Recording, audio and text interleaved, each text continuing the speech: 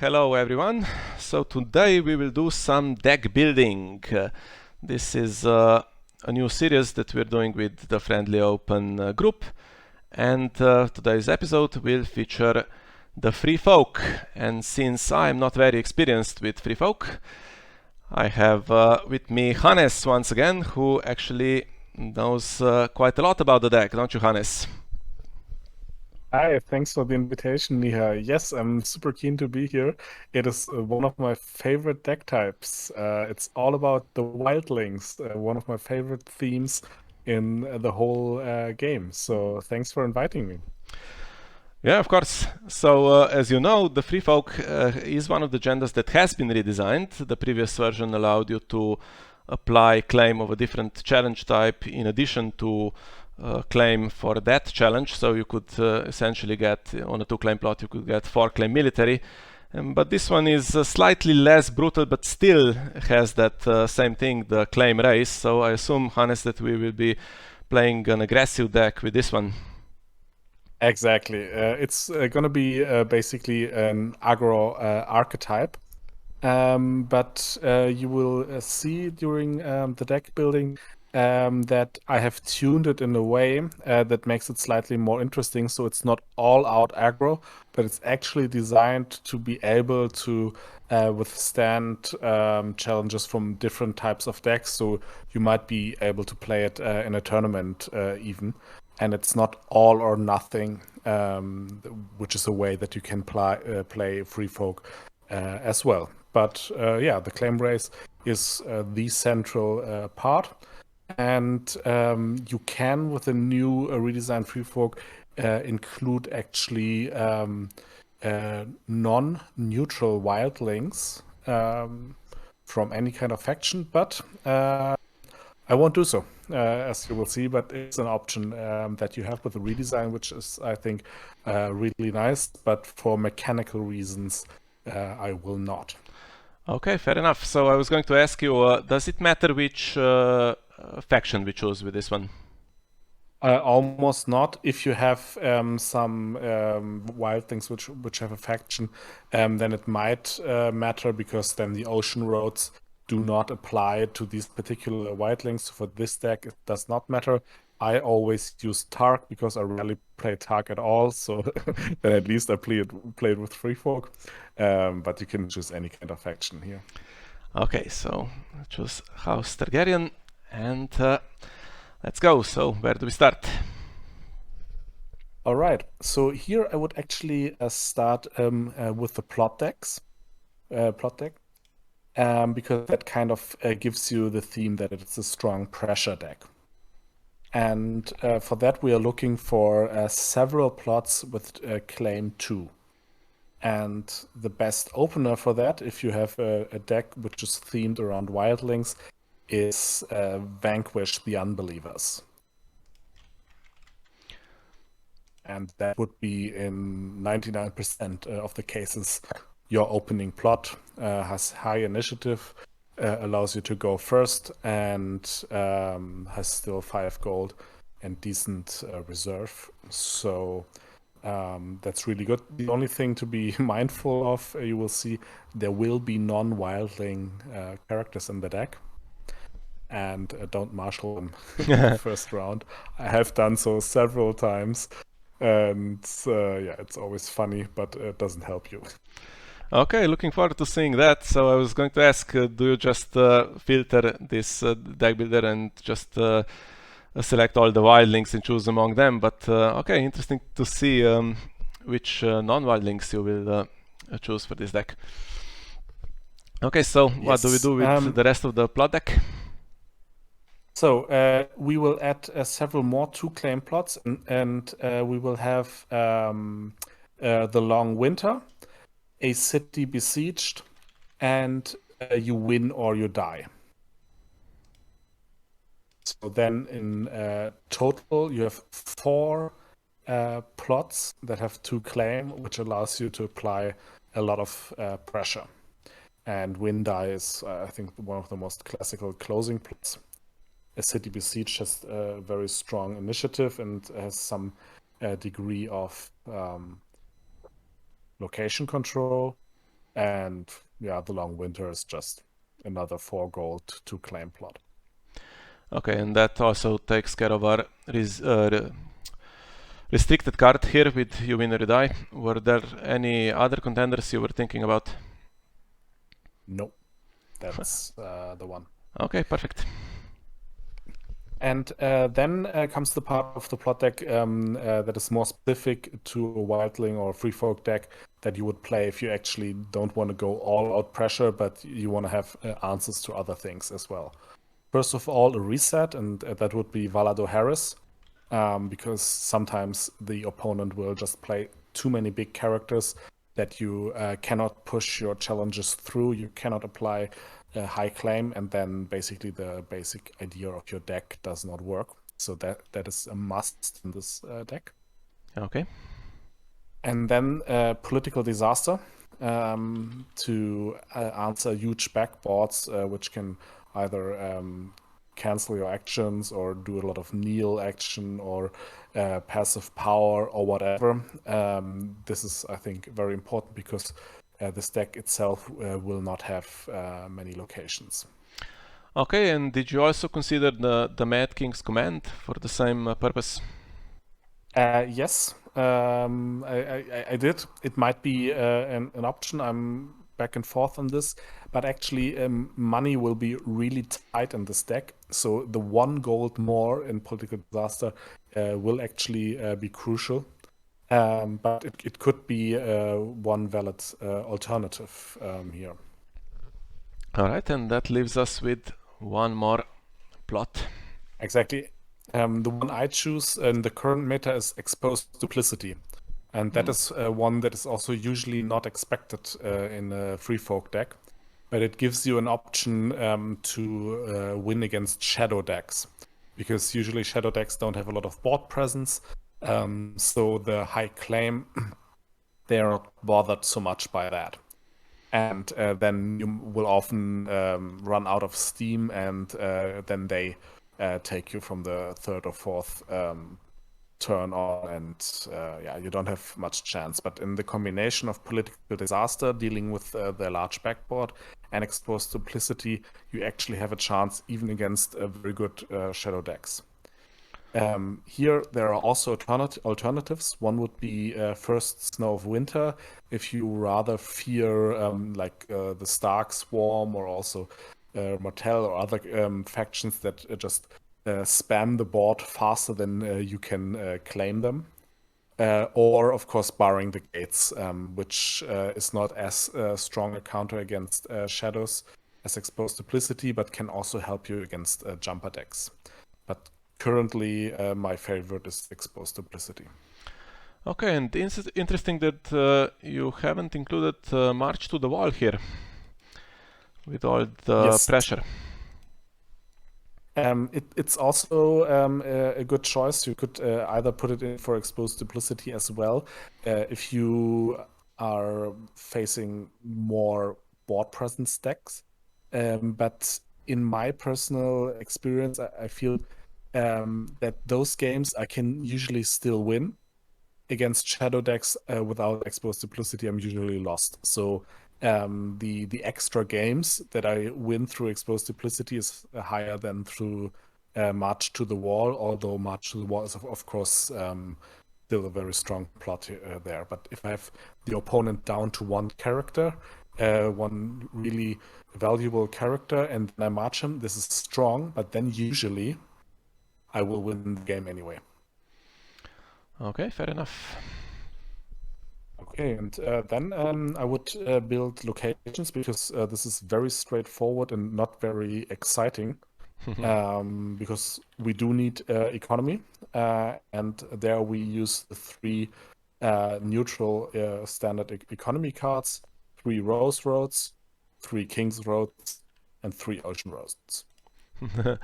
Okay, was there any choice at all here?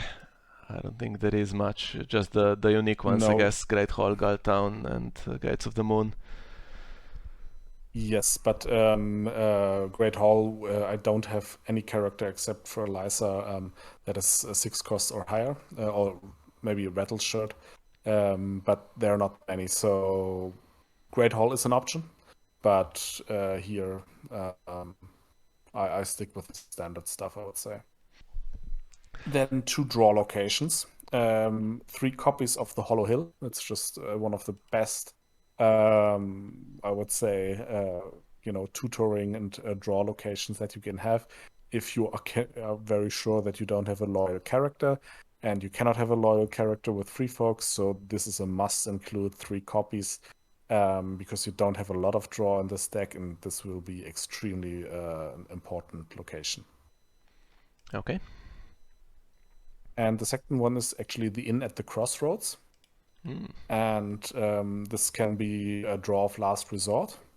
And as you have political disaster in it, the best moment to trigger is just before you flip political disaster in the next turn. But it can give you a boost in the dominance round if your hand is empty. That can happen, and it can be a problem. All right, and you presumably just marshal this and not bring it out through shadows. Yes. How many copies? 1. Okay, so 13 locations in total, which is Yes. with the King's Roads obviously pretty good to survive political disaster, and the inn goes to the opponent's side anyway. Yeah, exactly. So then I would go to the characters. And first of all, I would actually do the non-wildlings, the weird ones in this deck. And all those are actually chosen so you have more flexibility when you play a whole tournament, and you're facing different kinds of decks, and you need something else than just pure pressure. Okay. And the first is 2 Begging Brothers. I'm a huge fan of Begging Brothers. I rarely build a deck where I don't have at least 2 Begging Brothers currently. And then maybe one of the weirdest one is a Citadel Archivist. And the Citadel Archivist you can use to get rid of your opponent's discard pile. So if they have a lot in there and they have Flea Bottom or other cards that can bring in, forgot the Lannister army event. Burning Bright. Thank you. This is really helpful because this is basically a way how they can avoid your extreme pressure, and just one more claim stock that they can bring in can make all the difference between you succeeding or you losing. And it can also shuffle in some of your own cards as well again. So this is not a must, but something I've found was useful. Yeah, I think you see Citadel Archivist in a lot of decks that have really great draw and almost are in danger of decking themselves. Particularly Martel plays it. And yeah, to play it for this purpose, just to get rid of the discard piles, also is an option. So this is quite interesting. Yeah. How many copies? 1. I also I included it also before the Annals of Castle Black were restricted, and you had more decks that actually relied also on a lot of events in the discard pile. This is currently not so important, so in the current meta it might be something you would consider cutting if you want to include something else. Then the Ghost of High Heart, 1 copy. It boosts your wildlings with a +1, and you can discard important cards from your opponent from their hand, particularly important against burn, but also against jumper decks, which are a problem for this deck type.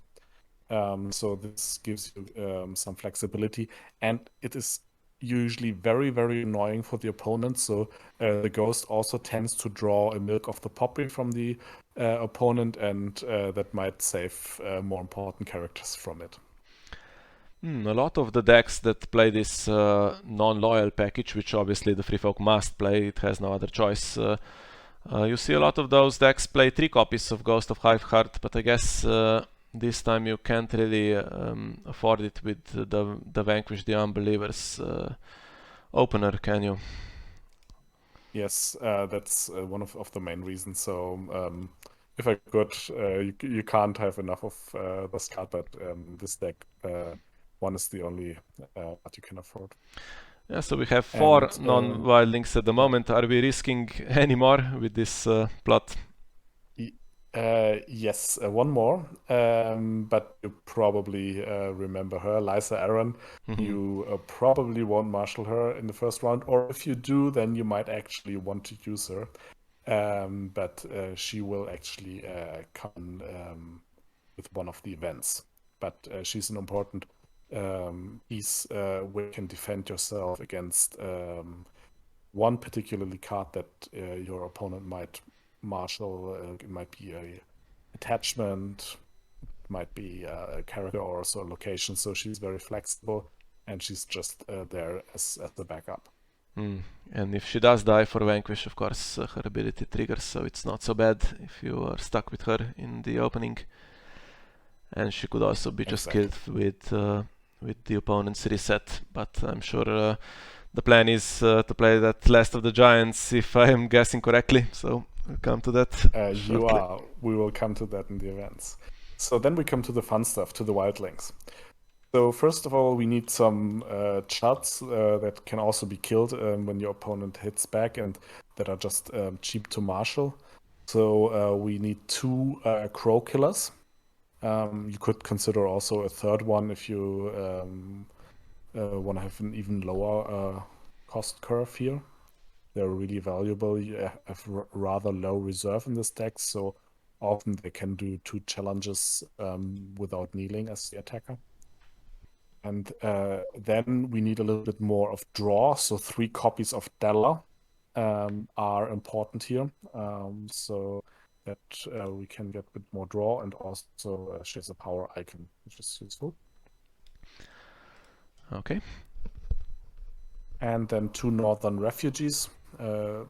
It's another 2 chat cards that won't do much during the game, but are just important so that you also have claim soak or something if the opponent marches. You Yes. can easily march. So just the one round, the long winter, where you can reduce the cost of these 2. Yes. Or the opponent, of course, can also have a winter plot revealed Yeah. sometimes. And then a recent addition, the most expensive character here is Rattleshirt. That I have. He can help you against strong decks where the opponent does not have a lot of attachments. So 3 copies of him I have currently. And I've also played completely without him. And so this is something one has to see.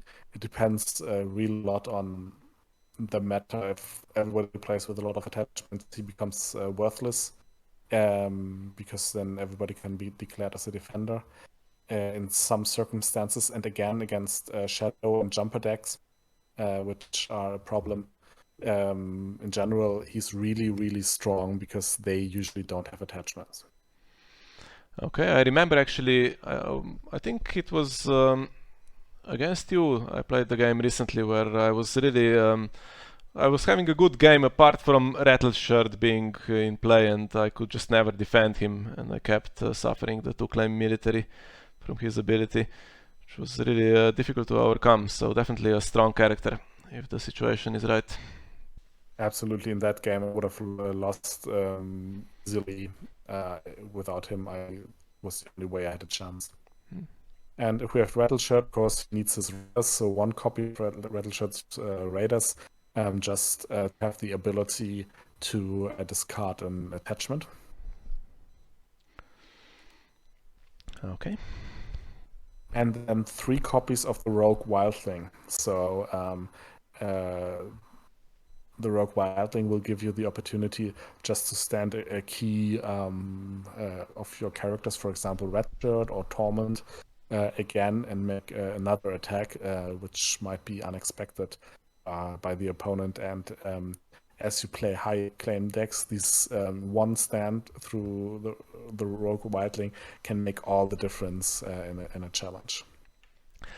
Is it difficult to pay for him in this deck? I noticed that you Yes. have two economy locations that reduce costs, so they won't work on the ambush 5, and then the plots go up to 5 gold at the most. So you would basically need the whole plots gold just to pay for the rogue wilding that one round. Yes, absolutely. Sometimes it's still worth it, but that is a problem. And there are two things. First of all, against Neil decks, it even helps to marshal the Rogue Wildling, because he also triggers if he's marshaled. So if somebody already knelt a key other Wildling characters, you can include him. And the other thing is there will be 3 copies of Last of the Giants, and this is the main way to throw him in. Is basically through that. But sometimes paying the full 5 cost gold is worth it, even if you don't do anything else down. Okay, perfect. So that's 19 characters. Need a few more, I think. Yeah, we need 1 copy of the Thens. Here you could also consider more if you want to exclude some. They're just a really, I think, good ratio of use to cost, and they have assault. So there you have some additional location control there. So there's 2 or 3 copies might also be worth it, depending on what you expect to face. Okay. Then 3 copies of Torment, Giantsbane, one of the absolute pieces, together with Rattleshirt. He has Intimidate, and he has this ability where you can boost your wildlings and gain strength and renown. So he's very important. I mean, overall, I think he's one of the most widely played cards, I think, in the whole game, in really different types of decks. Yes, definitely you see him a lot in Brotherhood as well, just for that ability to give renown to someone, just himself if nothing else. Really nice character, and could gain another, already has Intimidate and could gain Insight as well, so pretty decent. And then 3 copies of Varamir 6 skins. He is super flexible, so you can gain Stealth with him, you can gain Intimidate with him, or Insight. The downside is, of course, that if he is milked, he's really not a very good character anymore. Or if somebody has a begging brother out and cancels his abilities, yeah, he's not a great character, but he's still very, very valuable because of his flexibility. Okay. And then 3 copies of the Wild Scout. And this is actually the most important chat that you have, because they can give stealth to one of your other big characters, so to Torment, and this is really important to push your challenger through, especially against opponents which have actually stronger characters than you. So I would always keep these 3 Wildling Scouts. Okay, of course, with the Wildling Scouts, you are losing some board presence yourself, so I guess you have to kind of make it worth it to push the military challenge through. And Yes. I remember back in the day when with the original Flea Bottom, people did play Flea Bottom to recycle these scouts, but I guess it's not worth it anymore now with the new version, is it? It could be. One of Flea Bottom might be an option for this deck. I haven't considered it yet because of this location control with Political Disaster, but maybe one off could be an option because there are also other 3 cost or less characters that you can enter. So I wouldn't rule that out, but it's not as good as it used to be. Okay. Then 1 copy of Wun Wun, another option that you have just to push the important challenges through. Often it will again be difficult to pay for him. So now that I've included Shirt, maybe 1 tall can also be an option. But often you can also put him in with Last of the Giants as a one-off power game play, basically. Okay, sounds good. He's, I guess, also, And then if he is blanked, becomes really terrible since he cannot participate in challenges in any way. But at least he can be milked. then we have 3 copies of Ygritte, another stealth character, and she could be knelt, so that can also be important. And that basically finishes the characters. Okay, perfect. That's 33. And that means we have 14 cards left for the events and attachments, or more. We'll see how many Hannes includes, maybe more than 60. Yes, of course, of course. Yeah, so for the attachments, one King Beyond the Wall. So I use just one copy because often you will actually be in the situation that you lead and that you then have to bring your lead through the high pressure actually through to the 15 or to the concede of your opponent. So the basically triggering of this attachment when it turns active that you are behind is not as often, at least in my experience. So that's just one copy. Else, they might, if you have different experiences, a second copy is really valuable because this just synergizes really well with the agenda. Because the difference between claim 2 and claim 3 is large, but between claim 3 or claim 4 can even be larger because then even with broad boards you can make extreme damage to your opponent. So yeah, that is at least once a must loot. Okay. And then one of the greatest cards, I would say, that has recently been released is the Magnar of Then. 2 copies of that. Depending on what you expect in terms of attrition, you might even consider a third. This is, in my personal opinion, the one particular card that makes Free Fork Wildling decks even playable currently. Else, you're just too it's too volatile against resets and stuff like that. So the ability basically to save one of your characters and then sacrifice the other, which if it is another unique character, so the opportunity to marshal them again maybe later in the game, that's a really, really strong one. So that's, but I was really happy when that came out. All right, and attached character gains the lore trait and pillage. So that in this particular deck, I assume makes absolutely no difference, does it? No, that's not important. Okay, but because there was a character, I forget the name, that was also released in that same expansion that triggers from pillage, and it's a wildling character. Harma, that's was Harma it? Yeah. Dogset. Exactly, Harma Dogset.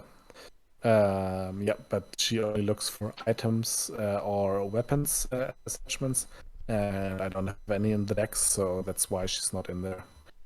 If you go for some of these attachments, she might also be a good choice. Okay, and are we going for any negative attachments in this deck? Yes, you're guessing right, Mia. 2 Milk of the Poppy and 1 Seized by the Guard. So Seized by the Guard is also something you might consider changing. This is now in a meta where there are many very strong locations played, strongholds like Castle Black. Castle Black is terror for this deck when you intimidate characters and they can stand again and stuff like that. So this is a meta call. In other situations, you might trade that for something else. Okay, makes sense. I was just thinking if the goal is to kill everything basically, then attachments, negative attachments on characters maybe not so important. But when I tried that in several decks in the past, I thought, okay, I'm going to kill stuff anyway, so why would I have a terminal attachment on them? And didn't really work out. So I think those milks still can be important in this deck and can save games probably. Yes, I would agree. So these other kill everything logic can apply, but then you must be really, really sure that against almost all decks you can push your military through. And for that, this deck, basically the characters are not strong enough. You can usually do that, I think, with Dothraki decks. They just have more strength and they can go even broader in the deck. But with Free Folk, it's, I think, tough. You need definitely different cost curve again, and this makes you more vulnerable against resets. So the low cost curve in general of this deck is also meant um, as a backup against more attrition decks, or yeah, you do have the ability to come back more easily. So that's why Milk can basically get rid of stealth. I would say this is one of the most important parts of the opponent, because then you can push your challenges through. So yeah, I would definitely keep the 2 milk of the poppy. Okay, perfect.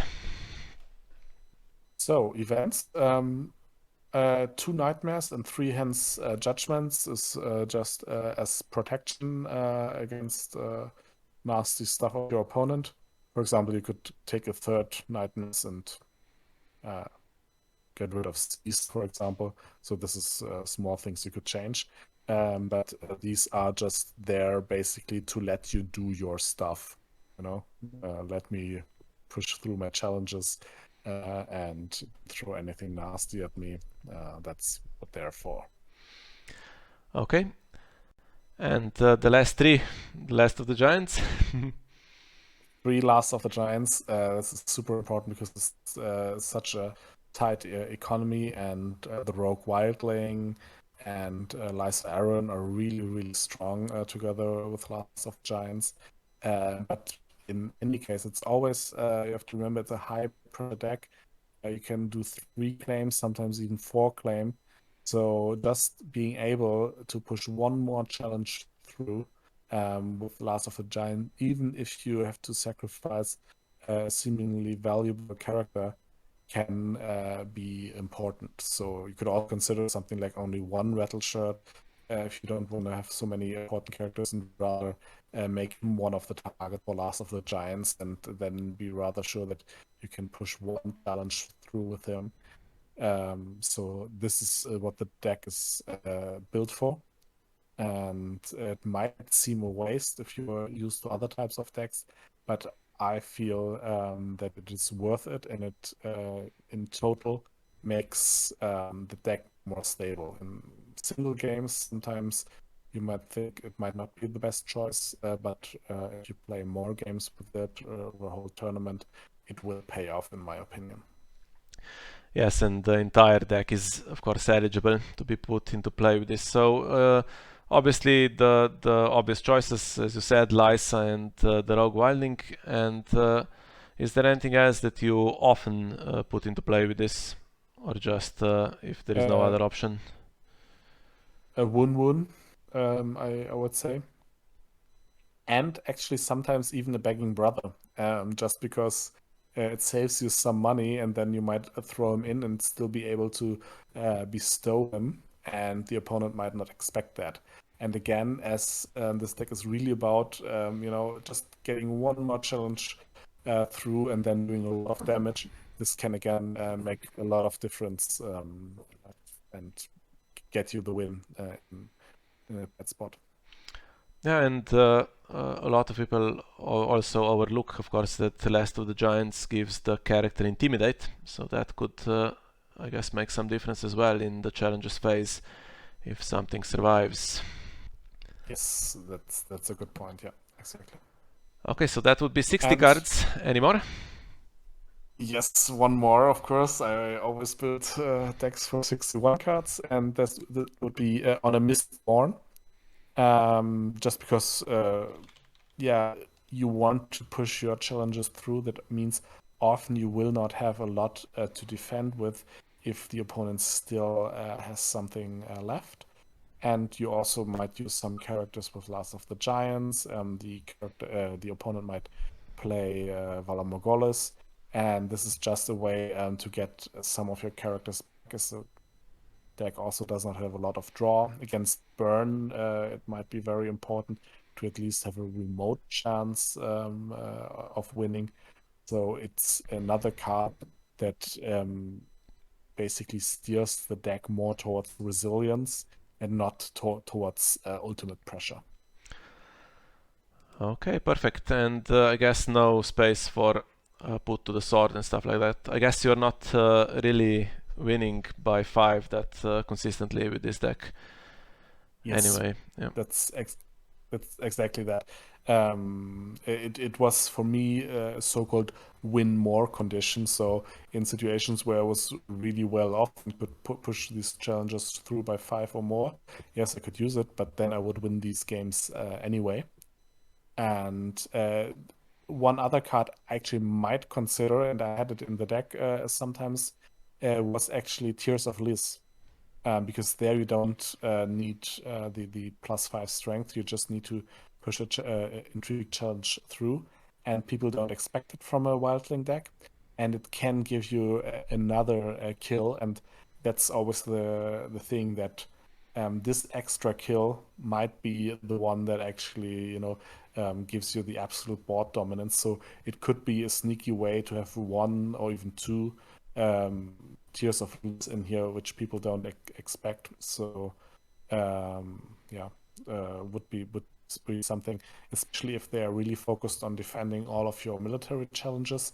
They might consider letting a intrigue challenge through, and then you might not be able in that round to do military claim, but at least you can target maybe one important character of the opponent Yeah. and put a poison token on them.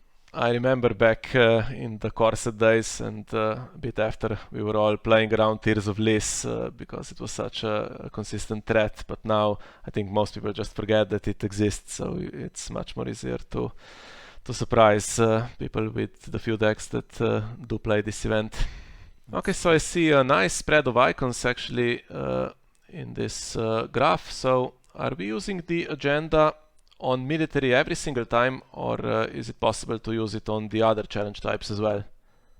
That's a good question. So in the first rounds, I would never use it on power. That's usually a waste, either because the opponent does not have enough power yet, except maybe if you're playing against Bara or Terrell, a lot of the crossing, they're at 10 power around for 1.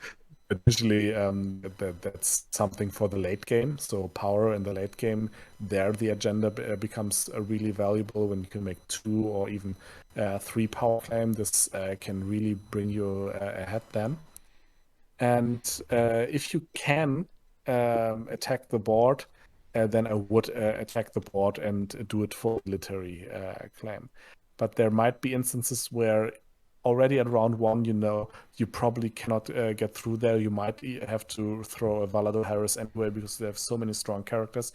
Then I would rather try to do the intrigue challenge and try to discard 3 cards from the hand, which can be strong, especially if you play a reset afterwards.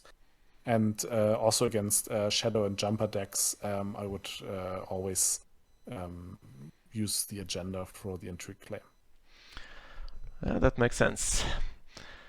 Okay, so one last question that I think we haven't really addressed yet. So you said that we are not including any of the non-neutral wildlings in this deck. So as you can see, there are 5 available. There is Crester, Gilly, Jon Snow, and Leathers that are Night's Watch characters, and we have Osha that is a Stark character. Particularly, obviously, Jon Snow has that dominating ability that just can stand the entire board. But you have decided not to use him here. Yes, it's something Jon is one of my favorite cards in the whole game, and I would love to include him, but he's just too expensive. That's the only reason. So if you can tweak the deck to have a little bit more economy going, then he might be a great option. But I haven't been able to make it without, again, making it too unstable, especially against decks that are more attrition based, because then you have fewer characters on the board. And so that's the main reason. And for the other ones, Ausha, I haven't been able to use her ability really effectively, but it could be something if you're good at, at faking one attack and then drawing her back and using her for another one. Crayster I've tried against resets, but I've put it taking him out because Magnar of Then does part of his job, and he's really expensive there. So he can be really great against strong resets. But yeah, with as soon as Magnar of Then came out, I took him out. And Levers you could consider actually. Um, so you can search for Woodwind with him. So one of Leathers is something I might actually consider here. I don't know. I don't think there's any disadvantage from them becoming Night's Watch characters, but I also don't think there's an advantage. And Gilly, she only triggers on with her ability on Stewards, so she can give a Steward stealth. So this doesn't really apply here. So Leathers could be considered. So you have another option to search for Wun. John, if you can find the money, and yeah, that's why I basically ended up with the rather cheaper neutral wildlings. And that reminds me, with Ladders, of course, he could also find Meg the Mighty, which also is not in this deck. So this is another very expensive character, but has that ability himself that kills an additional character sometimes, and people do play him with Last of the Giants quite often. I had in a deck a couple of times when I tried different variations, and I wouldn't rule it out. The thing here is that you're really tight again in economy. Your deck is built really tight, and you have to kill a character. If he kills himself, you don't get the intimidate from Last of the Giants. You do get an extra kill, so it can be worth it. Uh, but yeah, I tried it, and more often than not, I did not want to have it, so I would rather take the intimidate than the extra kill, because that is what you need against big characters, which often have dupes or something like bodyguards, and that can help you there. And if they have just small characters without dupes, then you will get the next round anyway, and you can intimidate them this round. So, but he's worth considering definitely. Yeah. Okay, that makes sense. Now, I wanted to ask you, so the typical game with Free Folk, what would it look like, and what is your win rate with this? Is it, do you think it's a strong deck in general? So I don't want so given my, let's say, average ability in deck building, I would say it's one of the best decks I have. I would say one of my top 5 decks, certainly. And in the current meta, you don't see free fork a lot, so it's very difficult to play it because often it is all or nothing, and there are very good answers to it. So I would say it's given that it's a free fork, it's a strong deck. It has many answers, and I have already beaten extremely good opponents with that. I would say, and if you play against very good players, I think you can still manage between 50 and 60% win rate. Of course, depending a lot on what types of decks they play, because it is very strong in certain types of decks, certain types of Tyrell board presence decks. If you get your stealth out, you eat them alive. It's amazing. And against other types of decks, Baranil is extremely difficult. If you don't get your begging brothers out there, yeah, they will kneel your key characters. You can't push through, and you're lost. So I would say it's a good deck. It needs some getting used to because it's not all out pressure, but still you do need to put on the pressure.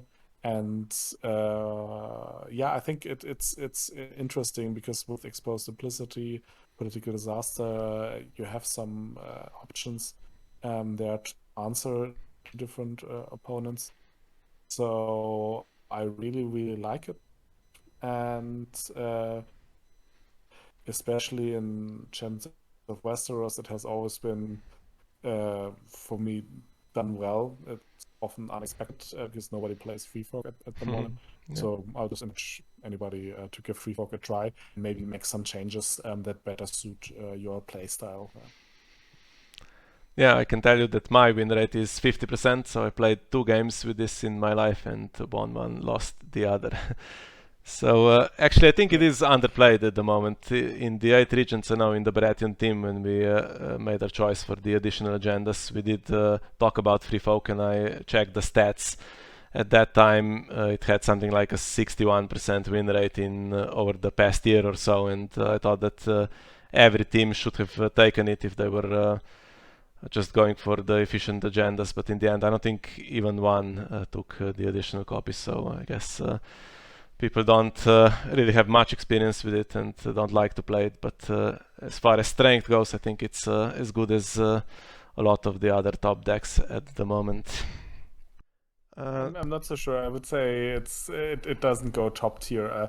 You have to play a lot with it, and you have to tweak it a lot. And I would say if you build a standard frog deck, you're gonna win a tournament. You're gonna win some single games, maybe easily, but there will just be too many different decks where you completely against the walls. So I'm a bit more critical, and that's why I changed this deck a lot, because I made the experience so often that some games I win easily, and the others you lose disastrously. And I've named the deck "Live Free or Die Hard."